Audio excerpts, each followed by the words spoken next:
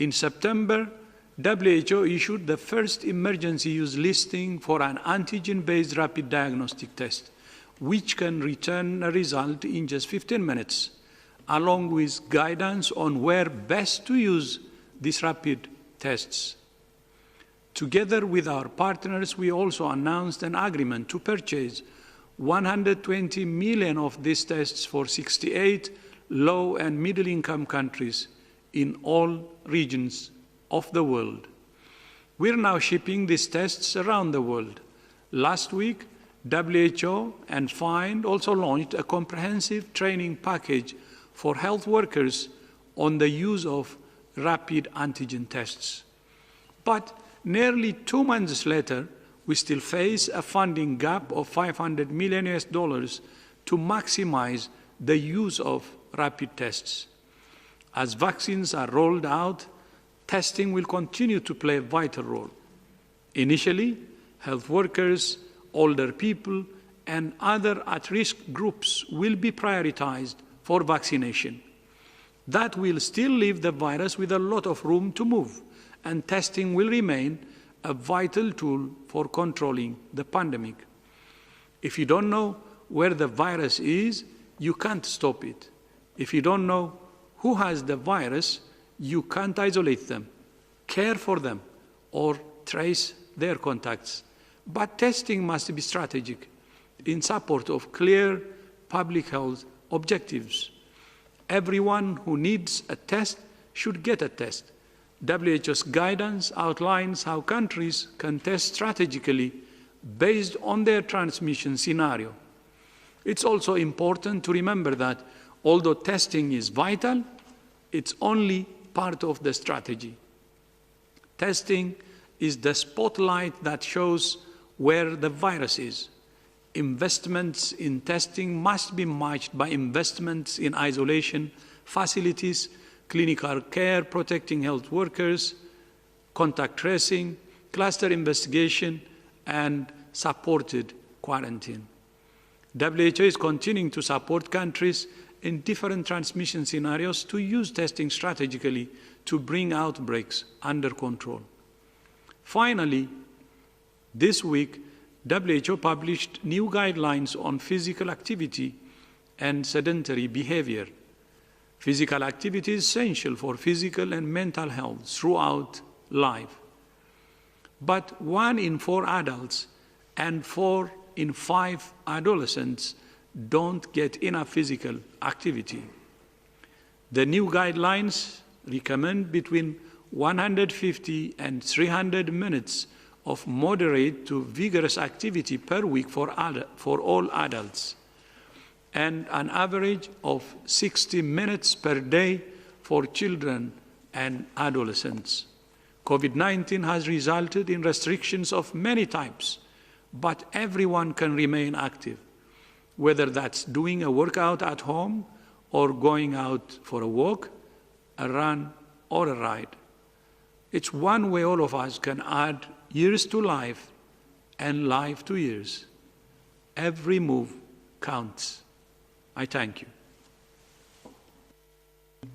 Thank you very much, Dr. Tedros.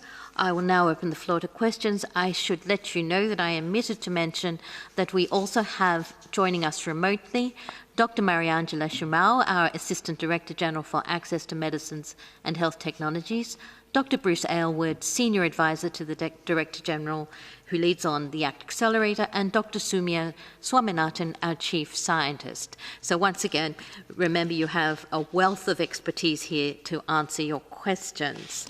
It will be, if I do not get to everybody, I apologize in advance. We will start the questions with Simon Ateba from Today News Africa. Simon, please unmute yourself and go ahead.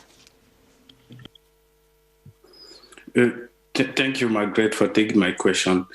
This is Simon Ateba from Today News Africa in Washington, D.C. Pfizer has applied for emergency use of its COVID-19 vaccine from the FDA here in the USA, and is likely to be approved soon.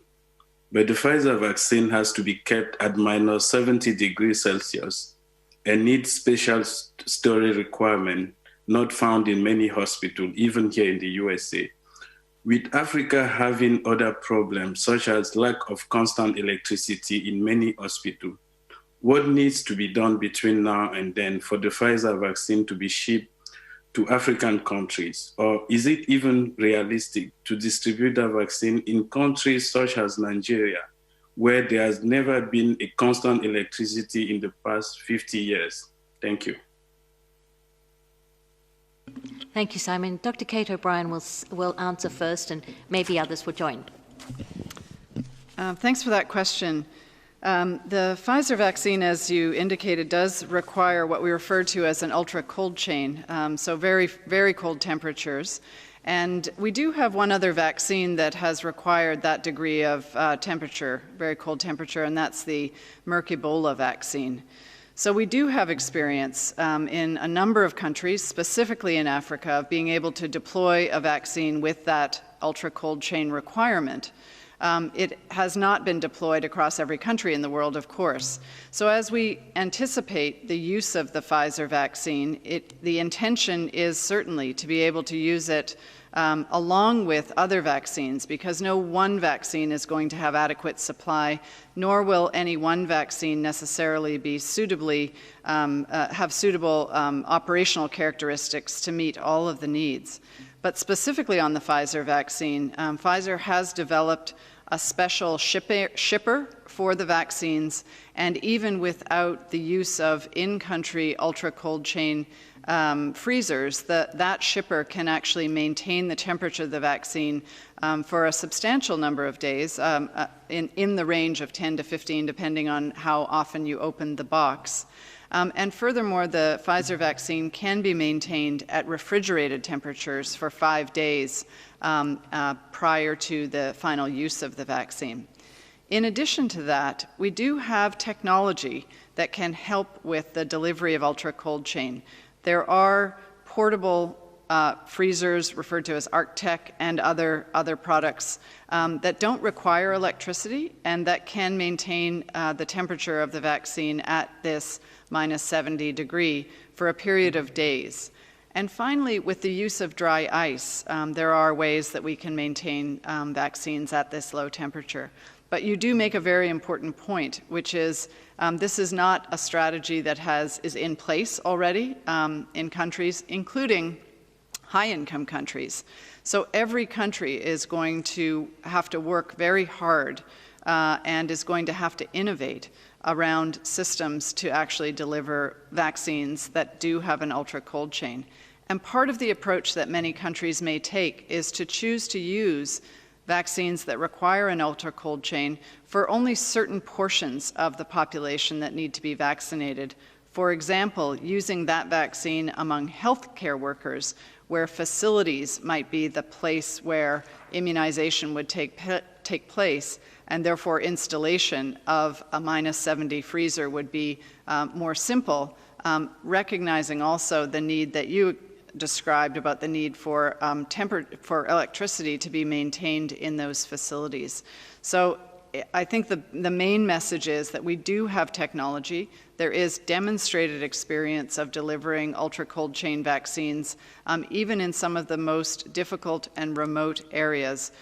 But that has also taken enormous resources to do that. So what we do need is we need a variety of vaccines that have different characteristics, and as you know, in the past several weeks have been, through press release, the release of efficacy data on other vaccines that are either kept at minus 20 or at refrigerated temperatures, which will certainly ease the distribution and use of vaccines. So I hope that answers your question.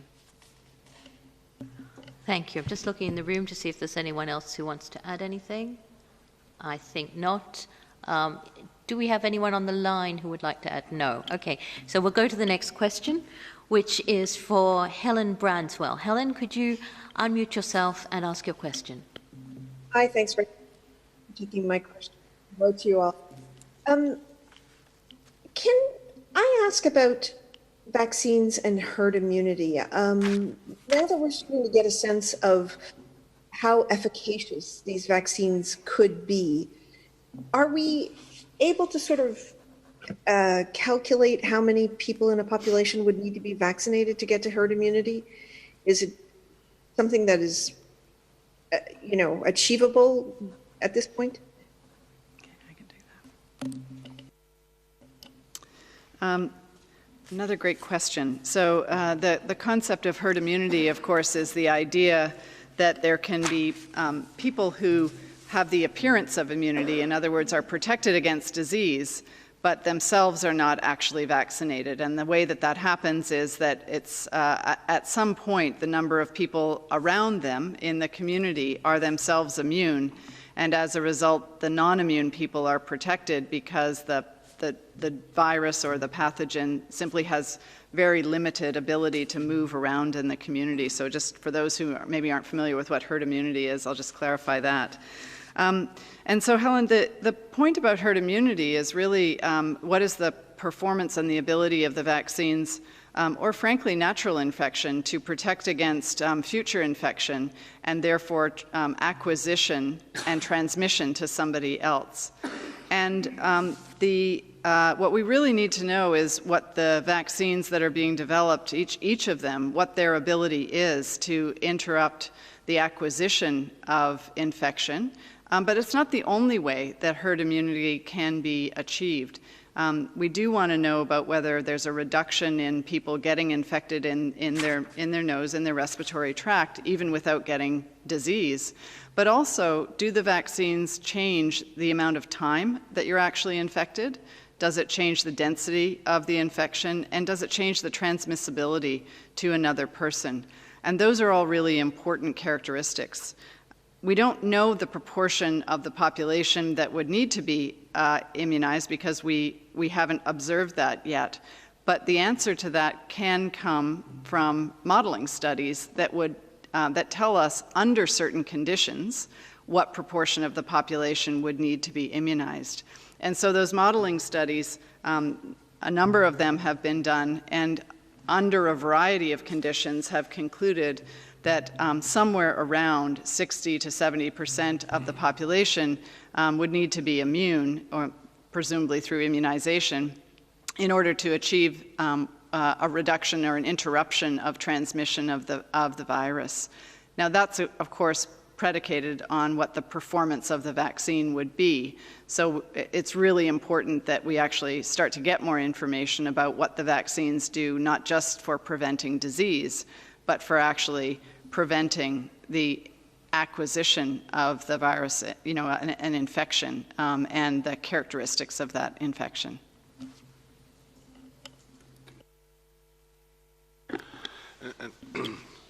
Thanks, Kate. Really clear. And just maybe to add that we also need to continue our understanding of the transmission dynamics of the virus, because it does not spread through a community like a common linear wave.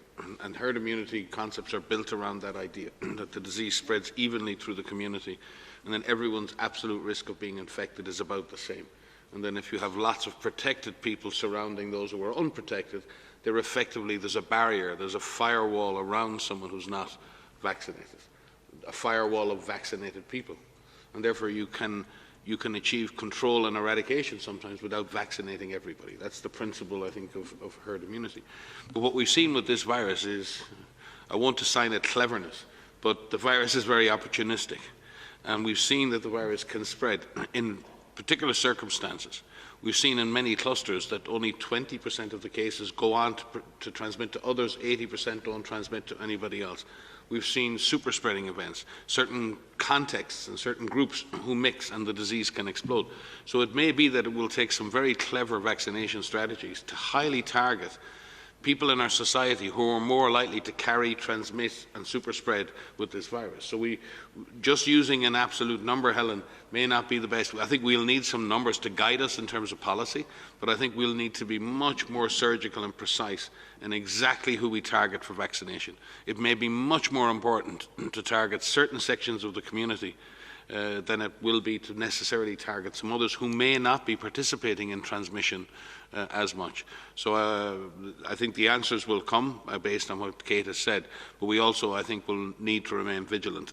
As long as there's a potential for super spreading events, there's always the chance that a very small incidence can lead to a large cluster of cases, even in the context of high levels of transmission or high levels of vaccination. And I think we'll need to be very, very careful to make sure we send the right messages to people. Vaccination will have a major impact on mortality, we hope. We hope it will have a very major impact on transmission and control.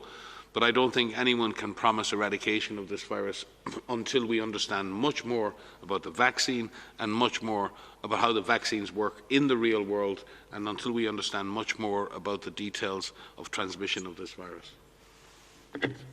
Yeah, let me just, that's such a great point, Mike, and I just want to give an example to sort of bring it to life a little bit.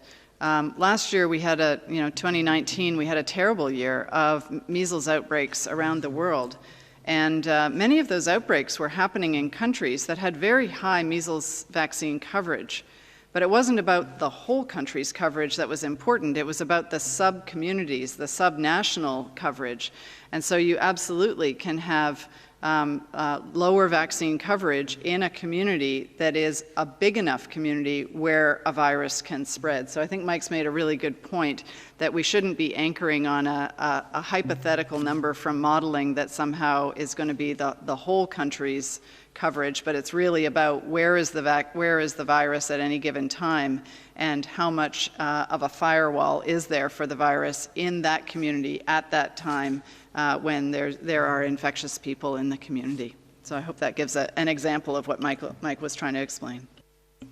Thank you, Dr. O'Brien. Dr. Ryan, I think Dr. Soumya Swaminathan would like to add something as well.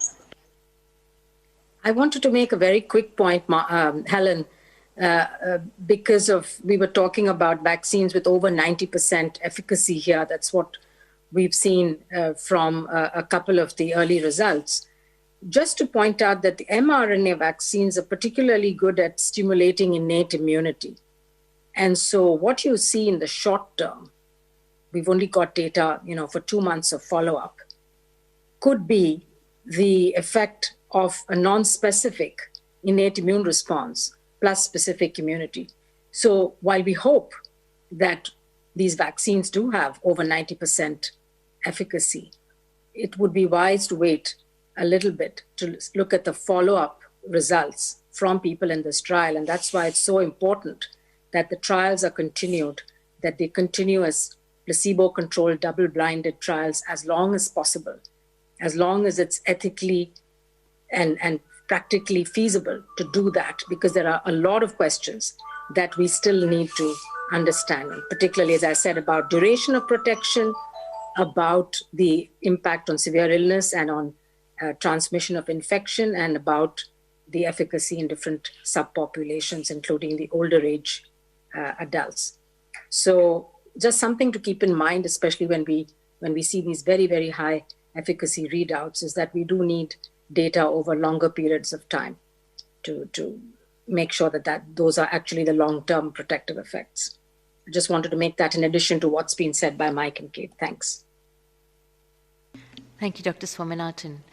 So our next question goes to Jamil Chade. Jamil from Brazilian media. Jamil, unmute yourself, please, and ask your question. Yes, thank you, Margaret. Thank you for taking my question. This is a question to Dr. Ryan. Could you tell us a little bit of the scenario for Brazil at this current stage? Can we talk about a second wave already in terms of Brazil, or the first wave has never ended for us to be calling it a second wave? And what lessons from Europe could Brazil learn in this eventual second wave? Thank you.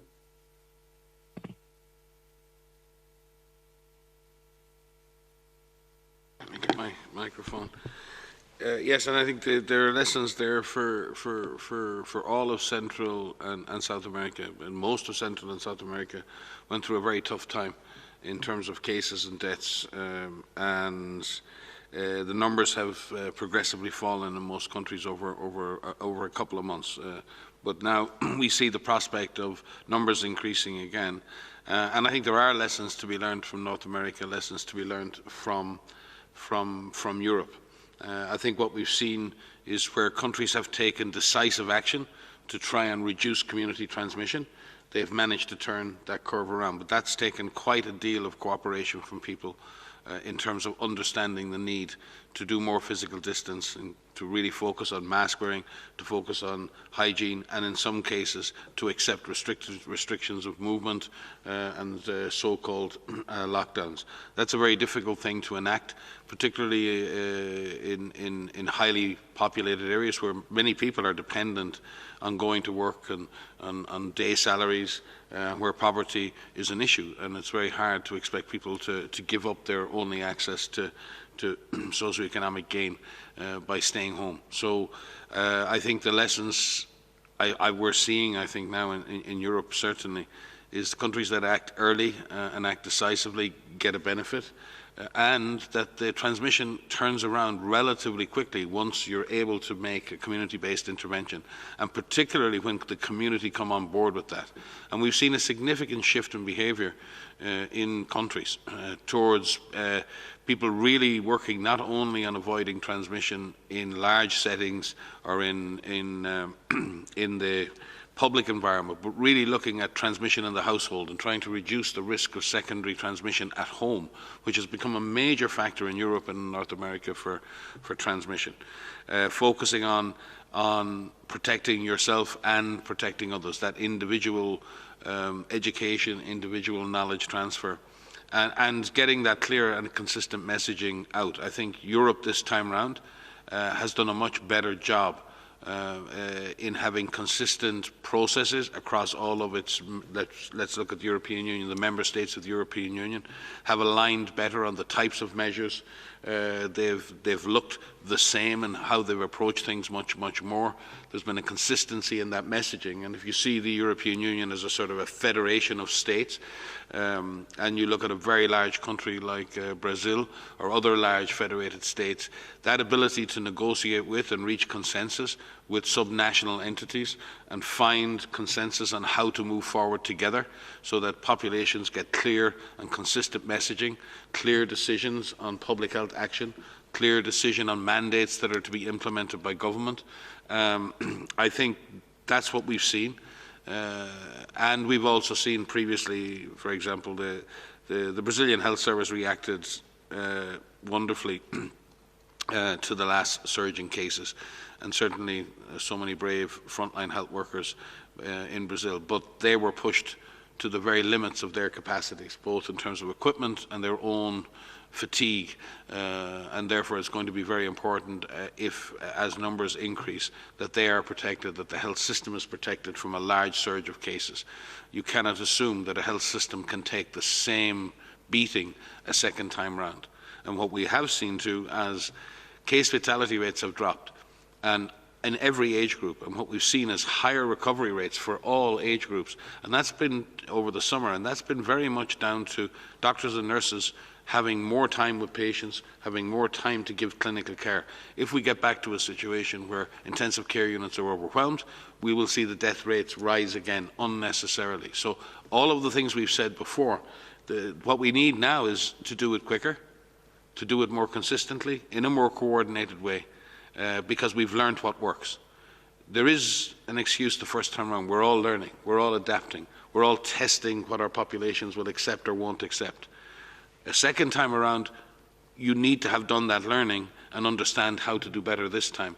I think countries in Europe have really tried to look at how they can improve what they are doing, and I think they have improved this time around. Hopefully there are lessons there and learnings there for countries who may now be entering a second surge or a second phase. Maria? Yeah, I'd like to add to what Mike has said there. As he said, there's a lot of lessons to learn. I think one of the messages we need to continue to say is, even as case numbers are coming down, all countries need to remain vigilant. You've heard us say this before, but we really need to emphasize this again. Do not let your guard down. It is good to see the measures taking effect and transmission going down, but it is not time to let up. And it's time to even scale up. So in situations where you're bringing this under control, it is time to scale up your public health infrastructure still. Work on making sure that you have adequate workforce to do active case finding, to conduct those tests, to use those tests strategically, as you heard us say many times, and the Director General emphasize again today, to work to have your health systems be ready for any potential resurgence. That includes making sure you have ample hospital beds, ICU beds, supplies, PPE for your staff. It is still time to scale up. I know that sounds like it's probably not, doesn't make sense. If case numbers are going down, why do I need to scale up? It's just use the time appropriately to prepare. And to revise, as Mike has said, we're learning, and so you can tailor your approach to be more agile to where is needed and use those resources best if you have any resurgence. And be very quick and decisive when there is a resurgence. So the earlier the action you have, if you have that resurgence, the quicker you can prevent clusters of cases becoming clusters and clusters turning into community transmission. But what we don't want to see is situations where you're moving from a so-called lockdown state to bringing the virus under control to moving to a so-called lockdown state. And it's really important at that time when transmission is brought under control that we don't give up. We don't let our guard down.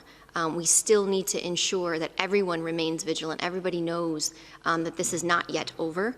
We're working towards bringing this over altogether, but we still need to think about what we do every day. We still need to take a risk-based approach throughout the actions that we have every day until this pandemic is over. And I think that we just need to make sure that we just don't let up. And I think that's something that we have to hammer in because there is no reason to have a second surge. There is no reason to have another wave or another surge. It is within our power to be able to keep transmission low. And we've seen dozens of countries show us that it can be brought under control and it can stay under control. Thank you very much, Dr. Ryan and Dr. Van Kerkhove. The next question goes to Bayram from Andalou. Bayram, can you unmute yourself and please ask your question? Thank you, Margaret, for taking my question. According to certain sewage samples in Marseille, France, it seems the cases of COVID-19 already started to decline before France put the current lockdown, which could mean that the lockdown was not really efficient. Some specialists even said getting people confined in closed settings at home increased the cases after the start of lockdowns. And that is also visible in sewage samples. Do you have any comment on that? Thank you so much. So your question was about whether or not lockdowns work and do they exacerbate transmission by confining people. Is that correct, Bayram? Yeah, it is correct, yes. So thanks for that question. It's a very important one because if people are asked to stay at home and there's stay-at-home orders and there is virus circulating in the community, if there is somebody that is infected and they're put in the home, there's the possibility that the virus can transmit within the home. That's why one measure alone is not enough. We need to make sure that in addition to any measures that are put in place, we still are conducting strategic testing for any cases who are suspect cases. They receive a test, and then the public health actions are followed.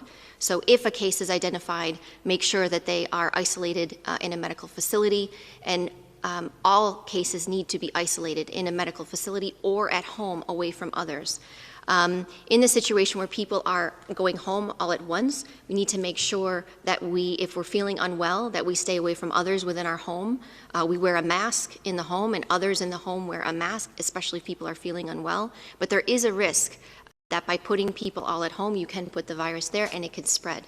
But again, we need to make sure that these confinement measures or these stay-at-home measures are not used in isolation.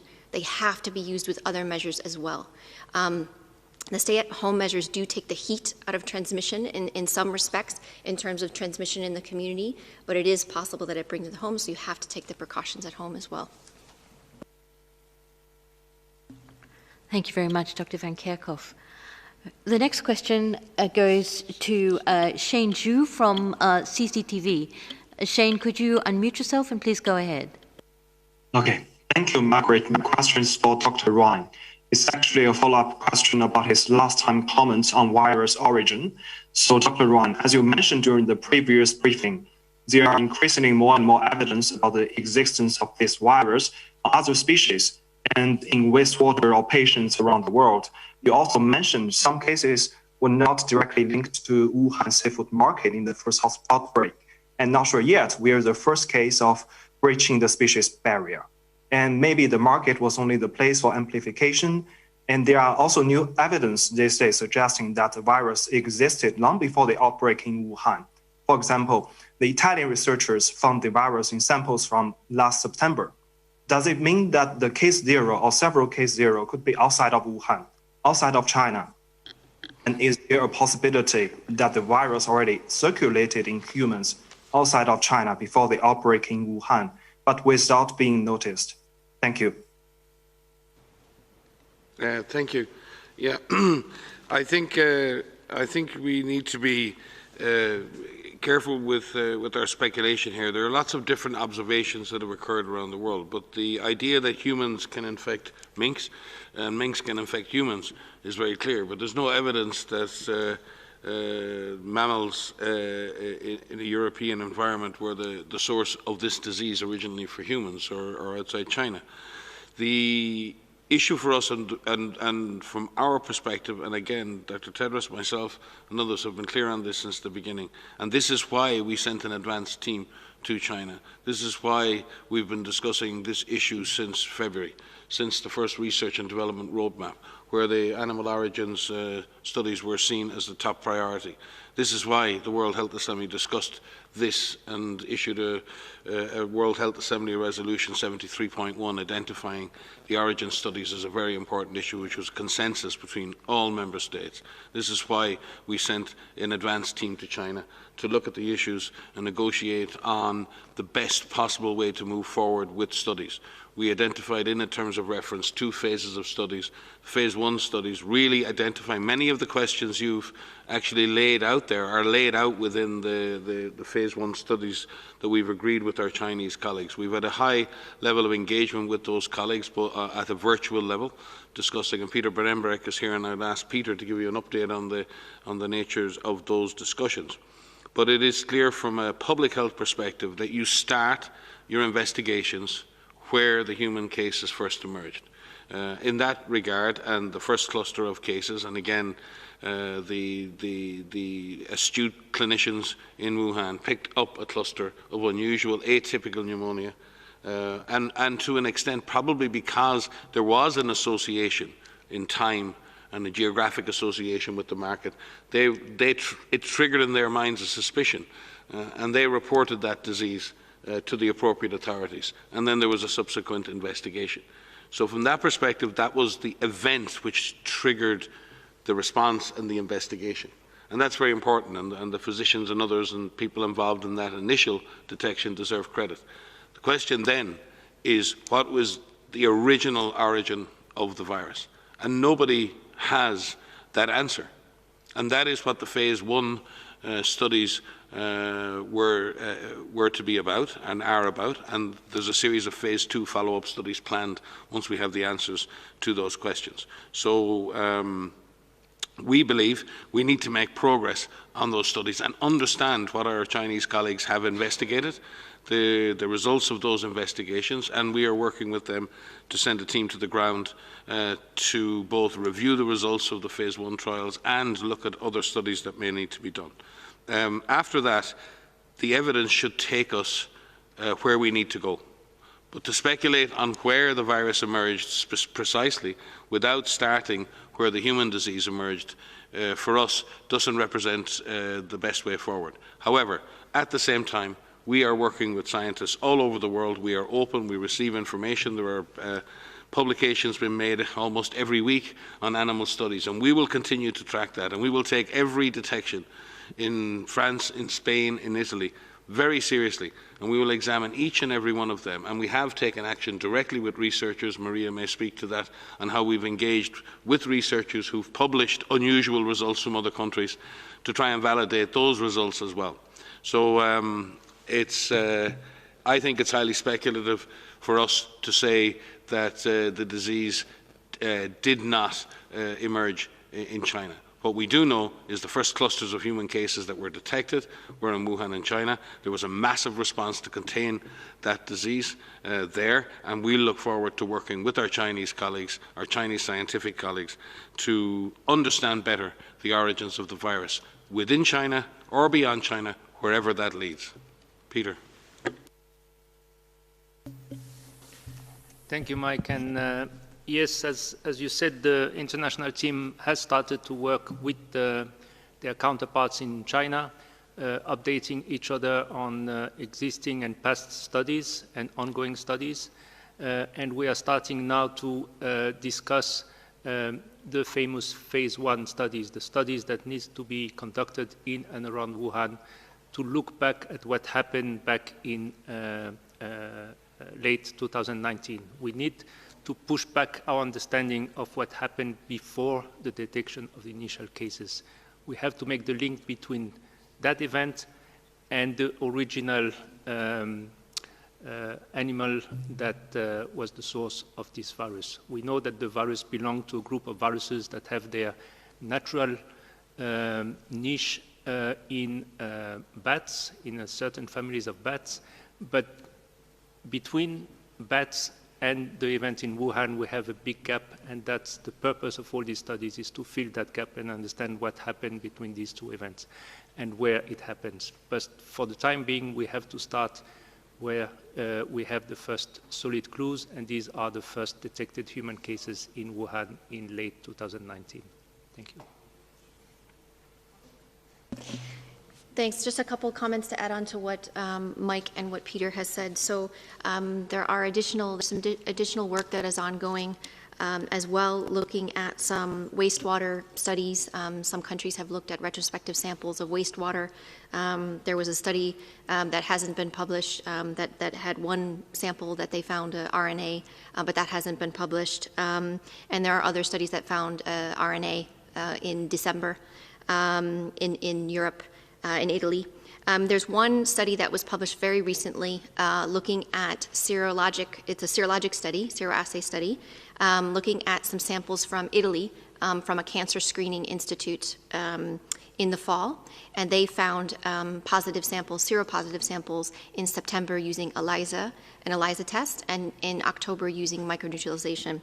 We've reached out to these researchers, and they have generously offered to work with us and to collaborate with us on some further studies looking at those samples, just making sure that we can do some further studies with samples from that cancer institute.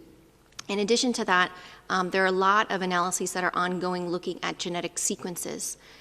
So as you know, there are more than 200,000 full genome sequences that have been made available, and this is an incredible global collaboration of researchers all over the world. We still need more, so please continue to share those sequences.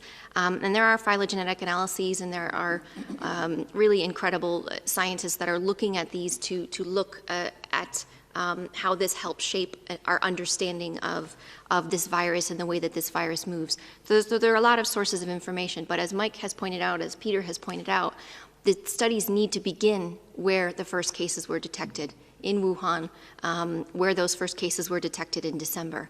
And then we follow the science, wherever the science leads us in terms of further investigations and studies that need to be undertaken. But there's a wonderful global collaboration that is ongoing, and these studies will be conducted. Thank you, Dr. Van Kerkhove. One more. Sorry, Dr. Tedros. So on the study of the origin of the virus, one thing that has to be clear is the study will start from China, Wuhan, where the first report came. And then from there, based on the findings, we can go anywhere. So I think it's better to really underline that. Thank you.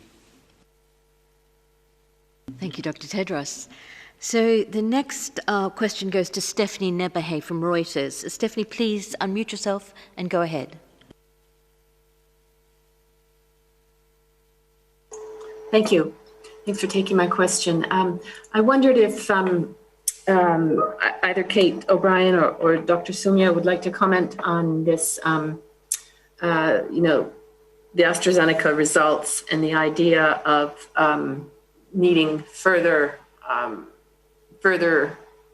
a new trial in effect to check the findings of the lower dosage, the efficacy with the lower dosage, that first part.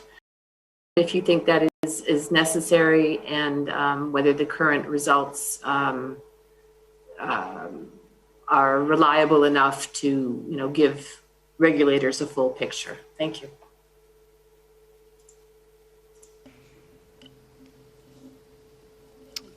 I can start and then pass over to Soumya. I think the first thing to say is what we've seen is a press release. And what is really the next most important step is that the data really needs to be evaluated based on more than a press release. There's only, first of all, a limited amount that can be said in a press release, and secondly, it really needs to be reviewed in terms of the data and questions asked about the data that may come up in the course of the review. So it's difficult to weigh in on this. I think what we can emphasize, though, is that from what we understand about the press release, there is certainly something interesting that has been observed, but there are many reasons that could underlie the differences that were observed. And so certainly more information is needed, and that includes evaluations of the immune response in the trial as well. So I think it's too early for us to say anything about what we make of the data and what is needed next. What we really need to see is more than a press release, and to really see the data and have a chance to ask the questions that are needed. I'll pass over to Soumya. Yeah, thanks, Kate. Maybe just to add to that, again, what we know is what we've seen from the press release, and it appears that less than 3,000 people were given the schedule with the half dose followed by the full dose of the vaccine. And we've also understand that those people were all under 55, so it didn't have anyone over 55 in that group, whereas the other group of about 8,000 plus people who were given the full dose and the full dose, actually there were larger numbers, and it also included different age groups. So it's very hard to compare these two groups, and I would say the numbers are still small to really come to any definitive conclusions. Now, of course, the advantage of using a smaller dose, particularly if you're getting a higher efficacy, is great. You can save on the vaccine, and at the same time, you're benefiting from higher efficacy. But I think it would be speculation at this point. We've heard from AstraZeneca that they would like to do a full trial of this schedule, because the other trials that are ongoing now are the two full doses. And so if we are to explore this hypothesis of having perhaps a better efficacy with a lower dose, then it would need a trial. And so the last point I'd make is that this is the reason that WHO actually convened experts very early on in the pandemic to really start thinking about what should be the benchmarks, the target product profiles for a good vaccine, and also thinking about what would be a good trial design, really to answer the questions around efficacy in prevention of disease, prevention of severe disease, and prevention of infection as a secondary endpoint. And we worked with statisticians, with experts to really come up with what a trial design would look like. And I must say that it's been very encouraging to see that many of the manufacturers and developers have actually published their protocols. So you can see exactly how they're going to do it, what they're going to do, at what steps they're going to do the interim analysis, when they're going to unblind the data, and what the endpoints are, primary and secondary endpoints, both for efficacy and safety. So I think that transparency and sharing is extremely important for scientists to evaluate, to compare also between different vaccines, because let's not forget, we have dozens of vaccines in the pipeline, and we are going to be in a situation where we might have a variety of different vaccines with a variety of different results, and people are going to have to make decisions and choices. And so it's really good to have apples to compare with apples, and therefore for all trialists, and perhaps this is a plea to those who haven't yet published their protocols and made them available. It's good, it's easy for the regulatory agencies as well. It's good for organizations like the WHO that have to make decisions based on comparisons. And it's good for citizens also in general. It generally builds a trust in the process of vaccine development. Thank you. Thank you, Dr. Swaminathan and Dr. O'Brien. The next question goes to Shoko from NHK. Shoko, can you unmute yourself and ask your question? Hello, Margaret. Can you hear me? Very well. Please go ahead. Thank you for taking my question. So Dr. Tedros just mentioned the study of the origin of the virus will start in China, but is the international mission going to the field in Wuhan? Thank you.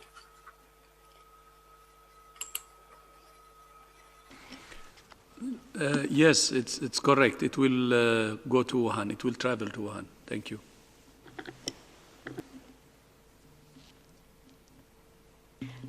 Thank you. That was an easy question. The next question goes to Musa from Al Mayadin TV. Musa, please unmute yourself and go ahead, ask your question. You listen to me? Very well. Please go ahead.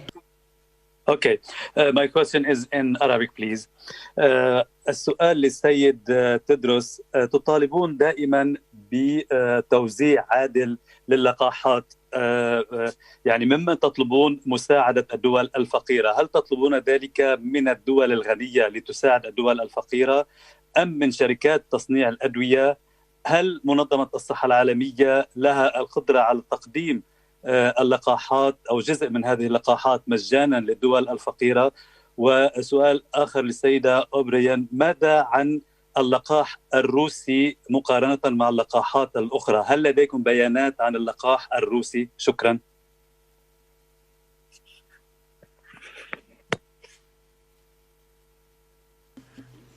Thank you. Yes, this sounds like a question. The first question is about COVAX, really, about distribution of vaccines, and the second one is specifically to Dr. O'Brien. Dr. Aylward, are you online? If not, we can start with Dr. O'Brien and then move over to Dr. Aylward. How about that? Dr. Mariangela Shimau as well will be able to speak to that as well, I think, yeah. So we'll start with Dr. O'Brien.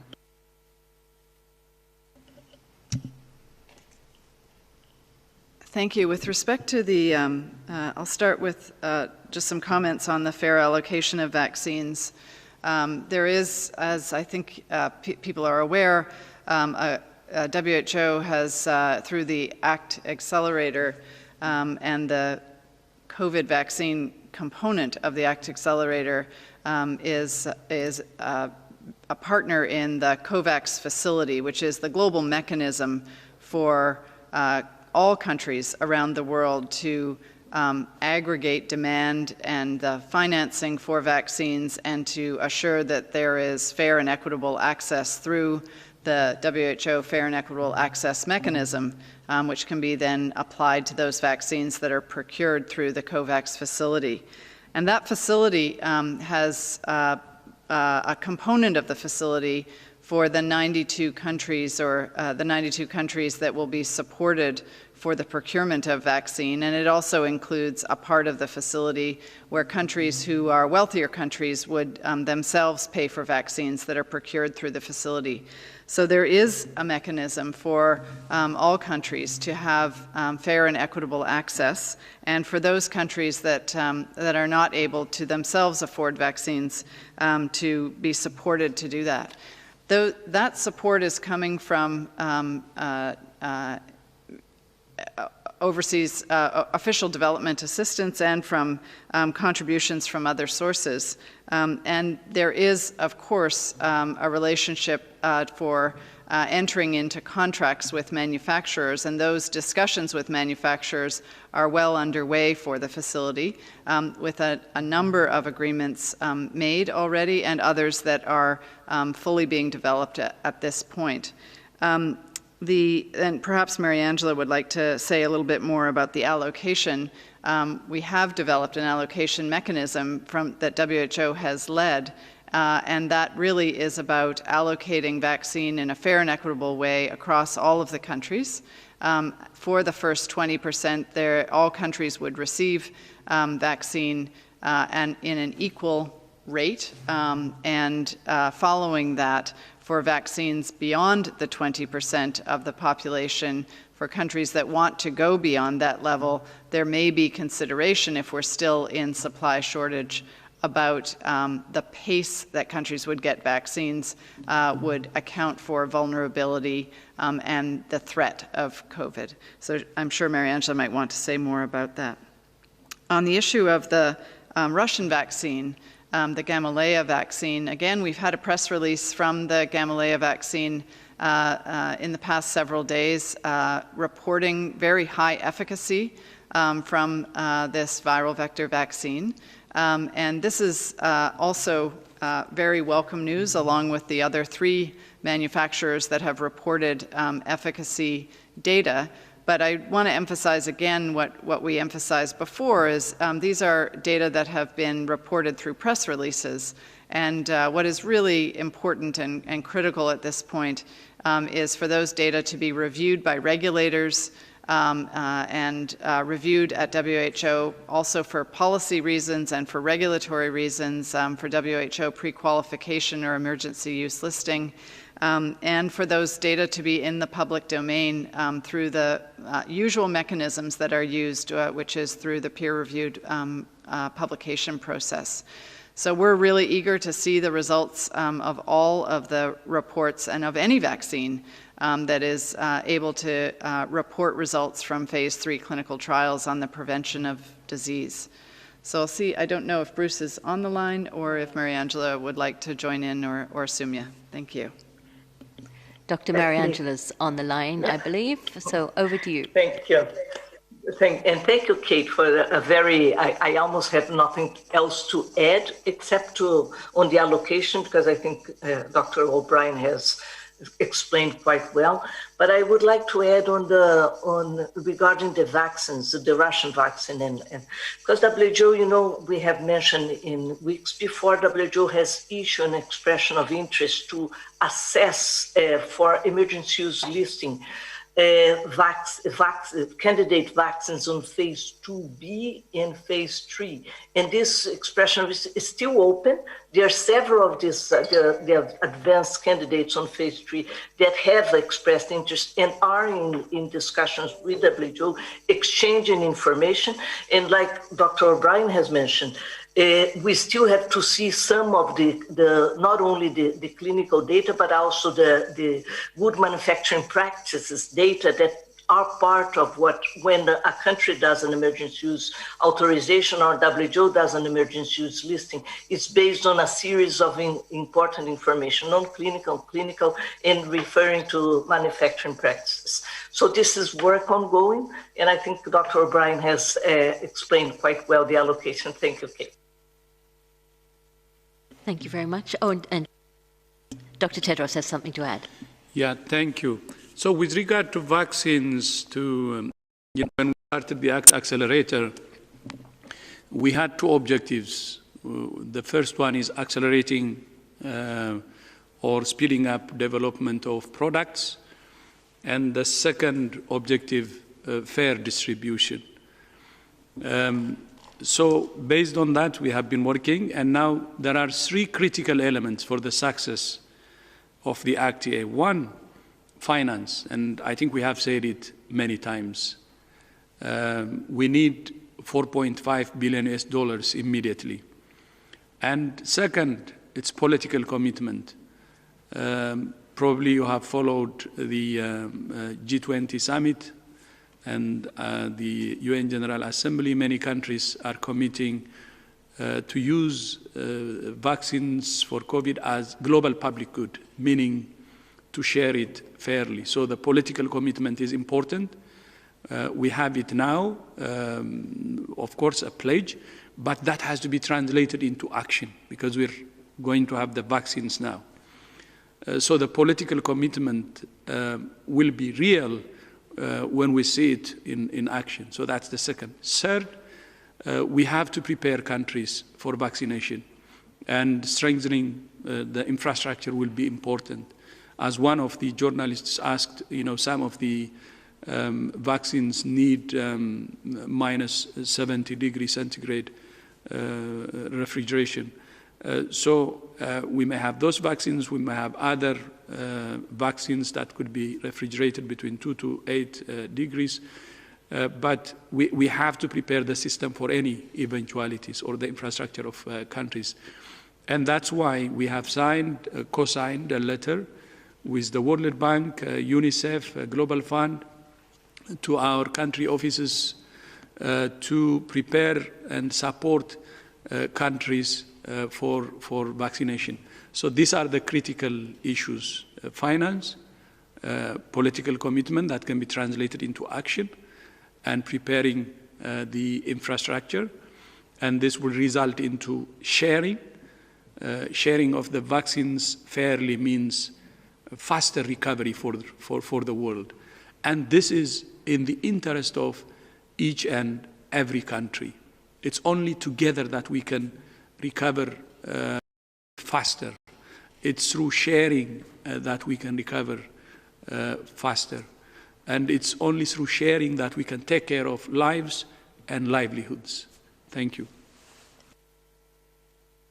Just add one thing, because I think something, Dr. Tedros, I think we should say, because in my experience in emergency response and in other infectious diseases, in situations like this, we tend to be unfair first, inequitous, and then eventually the glaring gap is so big, and with activists from community level and others, the world has to turn around and find a way to be fair. In my experience, my professional experience, this is the first time that fairness and equity were built into this project from day one. And that was under the leadership of Dr. Tedros and other leaders who came together and implemented by people like Dr. Mariangela and others, and a wonderful team. But that would not have happened unless someone had stood and said, no, this will be done, but it will be done with fairness and equity as its central tenet. And in my view, that has then created and driven one of the most effective public-private partnerships in the history of science when you think about where we were 10 months ago. And we're not there yet. As Sumia says, we're on the mountain. You said that we're at the base camp. We have to climb the mountain. But the very fact that we have the opportunity to climb that mountain and bring everyone with us is incredible. And we thank you for your leadership, Dr. Tedros, and for the way in which you've reached out to partners all over the world to deliver this. In addition, as someone who works on humanitarian response, this is definitely the first time, in addition to that fair distribution, that there's a specific allocation of 5% for the humanitarian situations in which we may not be able to access people through normal programs. That has never happened before, because it is the refugees and the displaced of the world who are the most forgotten.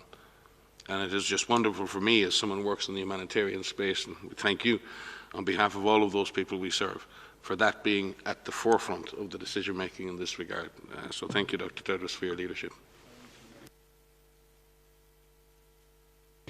Thank you. And on that note, this is the moment to close the press conference. I think a very, very important point has been made here. I would like to thank everybody. Those who did not get questions, please contact us via media inquiries, and we will, of course, post all the audio file, the transcript, and everything else on the web as soon as possible. I'll now just hand back to Dr. Tedros to say goodbye. Yeah, thank you. Thank you, Margaret. In my statement earlier, I said COVID-19 is an even pandemic, and 70% of cases and deaths are in just 4 countries. But I would like to correct this, and I would like to thank Kai for keeping us on our toes. And what I should have said is that almost half of all cases and deaths are in just 4 countries, and almost 70% of cases and deaths are in top 10 countries. So apologies for the error. I'm really sorry, and any confusion we caused.